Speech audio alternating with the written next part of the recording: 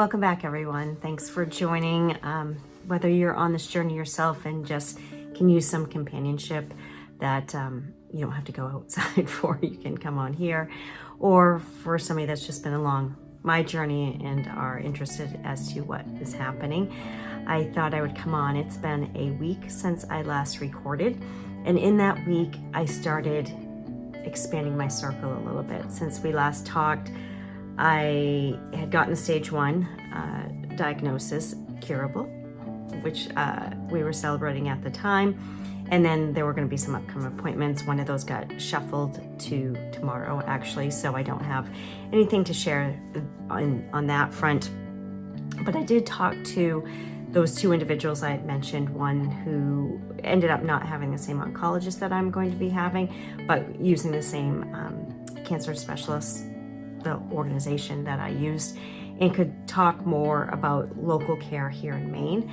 And then the other person I spoke with had their care done out in California. What I find interesting is that we can't compare ourselves to the next person because every single person's situation is different, and how the mass or the tumors may be presenting, where they're located, and a lot of the qualities or how smart that cancer has become. The other part is our own choice and the decisions that we're making. One person decided or was steered toward just needing a lumpectomy, and the other person decided to go full-on double mastectomy and have reconstructive surgery from there. So that's 2 vastly different scenarios, and how they're both doing post-surgery varies greatly as well, as far as the different care or the different choices that they're making. I will say this, that in both instances, the people are choosing a little bit holistic and naturopathic type of care in conjunction with the more traditional Western medicine type thing. And it is also just a reminder that although I think somebody referred to it as the slash and burn ways of old, where just go in, slice, dice, cut it out, and shock it with the radiation or the chemo, people are being a little bit more involved in their care and realizing that it doesn't necessarily have to be that abrasive type of thing, and that we need to use our voice and speak up for ourselves and what we are choosing for ourselves as well, or going out and seeking other opinions. And that's what actually led the California person back to California, where they had lived for a while, to have their surgery there because of the surgeons that they found that would be a little less intrusive, and the reconstruction and everything, that the scars would be less for them. Because even though we may all just want to survive and be healthy, there still is that part that these are our bodies, and maybe we don't want them all scarred up as well. So it's very interesting to talk to those 2 people. Somebody else offered for me to talk to a 3rd person, and I declined for now. I think that was enough information for me to see that we are all individual, and where I'm still in that fact collecting and information collecting and having consults, like that was enough for me for now to go forward for those consults without putting more in here. I still am leaning towards the not researching too much to make myself crazy, because the best thing I can do for myself right now is remain calm. And that's why I've been trying to, you laugh because I'm recording these videos, but I'm not posting them yet. I haven't fully made that decision as the point I'm recording them, because my circle is still pretty small. I did start letting it out this week. The one thing I did, one of the people recommended this doctor, Dr. Barbara McDonald, who wrote this book, and this is the 3rd edition, and it's the Breast Cancer Companion, a Complementary Care Manual. And it's really for practitioners to support women who are going through, which they recommend, the conventional cancer treatment, but that it can have a naturopathic or holistic component to it, that maybe those conventional doctors aren't fully trained on in medical school. So even though it's written for practitioners, the reviews of it were around women with breast cancer who have used it to educate themselves on that other side, so that not that makes them a known source, but they can work with their traditional or conventional care practitioners to say, hey, what about this kind of thing. So I grabbed that and it just arrived, so I just started reading through it and can take some notes. So I did get that, but otherwise I'm staying off the internet.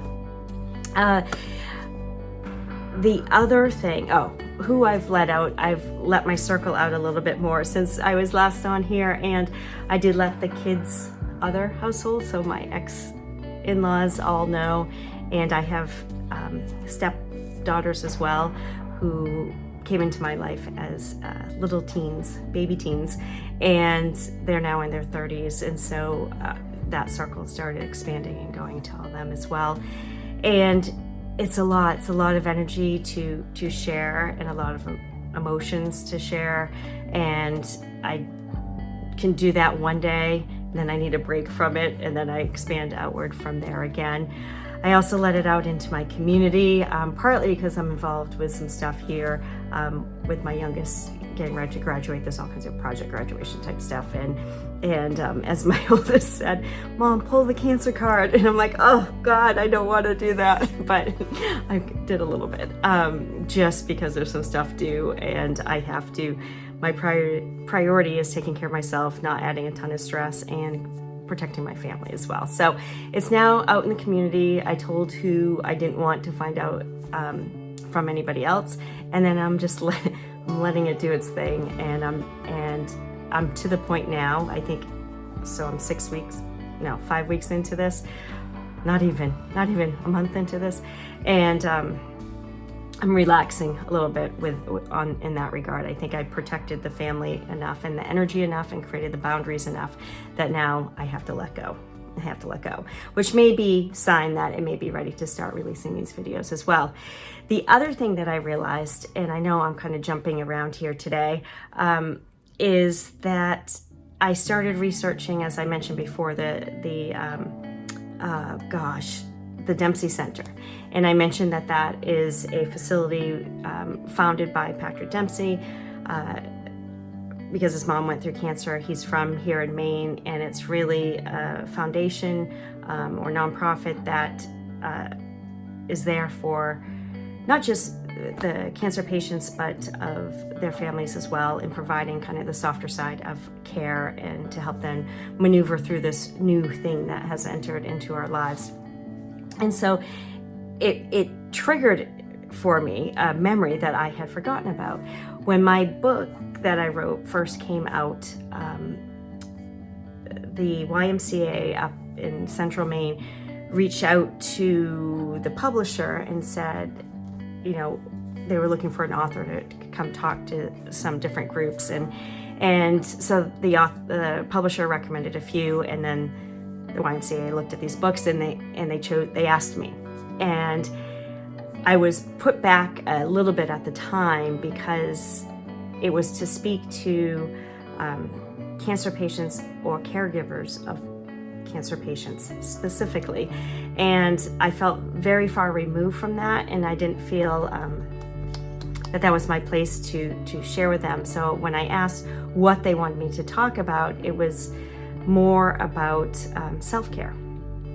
And so I've sat with that this last week after remembering that was my first kind of book talk, and realizing that this journey that I've been on for the last 9 years, and then now this cancer journey, they're very similar. I think this cancer journey is just a journey within this bigger journey, and I think that's why I've been so chill and so okay in dealing with all this and dealing with it in the way I have, because the things that I would need to do to take care of myself through this diagnosis and surgery and whatnot are the same things that I've been chipping away at and trying to bring into my life for the last 9 years, and it's what I wrote the book about. And so if you can take off, the name of the book is The Spiritual Awakening of the Analytical Mind. If you take that off, you could put anything on there, because it's really about believing. And I think you need a little bit of that as you're going through something like this. It's about self-care. It's about finding your community, whatever that may be. It's about really stepping into your most authentic self. And so these things were triggered with me. It's about taking care of this vessel that we have one of for the lifetime. And if all of us just took care of it from day one, we probably wouldn't have these things like what I have right now. And, you know, there's part of me that tries to think about what created this, because I don't smoke. I really don't drink anymore. I nursed my kids for way too long. You know, I'm just going through menopause in my 50s. I really didn't take birth control for that many years in my younger years. Like all these things that, you know, I move, I meditate, I do all these things. But I think it comes down to sometimes the things that we hold within us. And I know I hold stuff, and I've been working really hard on trying to release it. But, you know, again, I'm digressing a little bit, but two things. I can't, it's not trying to blame myself, but every once in a while your mind slips into trying to make sense of this. But now it's there. So what I have to do is kind of step up again of taking care of this vessel. What am I putting into it? Reduce the sugar, you know, have purification times, watch the gluten or the more so the, you know, prepackaged foods and processed foods and things like that, and really get back to basics on that. Get out in nature, reduce the stress level, you know, live each day with gratitude and feel blessed in being here. Try to stay in the present as much as you can, instead of, you know, looking at what's coming in my near future or trying to look back at the past to figure out why this happened. You know, connecting to source, and if that sounds weird for some of us, then maybe it is just trying to find peace within ourselves. And yeah, it's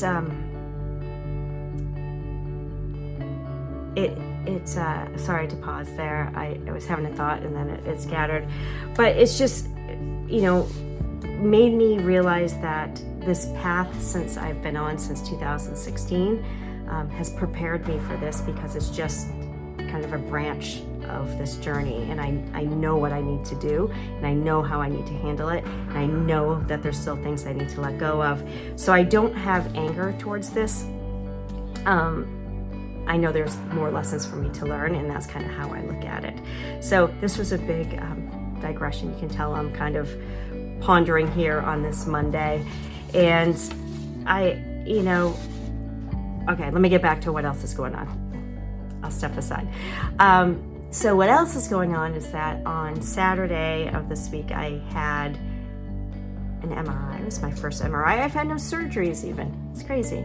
Anyway, I had my first MRI. I was a little nervous in that I can get claustrophobic, but I wish I'd seen a picture of the machine prior to, because I think all nerves would have gone out, because it's huge and it's open-ended, and for breast cancer screenings, you're face down. You got music in, the ladies in there were lovely, so I wouldn't have been as nervous. I did take I guess, a relaxant of some sort to chill me out, and that was the first time I'd ever taken one, and they gave me 2, and I'm glad I didn't take the second one, because I think you just need enough to chill out, and so you're not moving, because for the imaging you can't move. But I'm glad I didn't take the second one, because one of the ladies I talked to actually said she took 2 and slept for 16 hours. So I was completely fine not wasting my whole day, because I had it first thing Saturday morning, and I was able to come home after a nighttime of snow the night before and clean up the snow as soon as I got home from it, so I was good. I did take a nap later in the afternoon, but that was my first. Results are due back anytime. Obviously, the big thing is I already have cancer, I already know that, but this is different imaging to give me the options of what I may need, what I may be doing down the road. Also, it's will show both breasts to make sure, the right one's clean, and just a different picture of the left one. And so that I did have. And then this week I have some more appointments, some big appointments coming up. And so before those arrived, I wanted to just put this out and record it just to give you a state or a feeling of the state of where I am on this journey. And I'm 3 weeks out from right now the tentative surgery date. And it's starting to become a little more real. It's starting to feel like, oh, this is me. This is all happening to me. And I still feel like it's going to be great, but it's like anything, that unknown, when you don't know, you've never been through something, you can get a little angsty. So I'm just trying to stay present with everything, stay positive, keep the saunas going, drink my chaga tea, drink lots of water, and get my vitamins in, and just spend quality time with the family. Oh, and then my son comes home with the flu. So we've been masked up, isolated him for a few days, and so I don't get sick, so it doesn't interfere with the flow of all these appointments, and just kind of stay on track. So I'll touch base maybe another week, because then I'll have a little more appointments behind me, and and we'll have a better idea of exact direction of things. So thank you for listening. Once again, if there's any of you out there that are going through this, I send my love. If there's any of you that are caregivers or have family members who are going through cancer of any sort, I send my love to you as well. It's not an easy journey for anybody, but the more we can kind of protect our energy, stay positive, believe that we've got this, then I think the better off we'll be. So much love to all of you, and thank you again.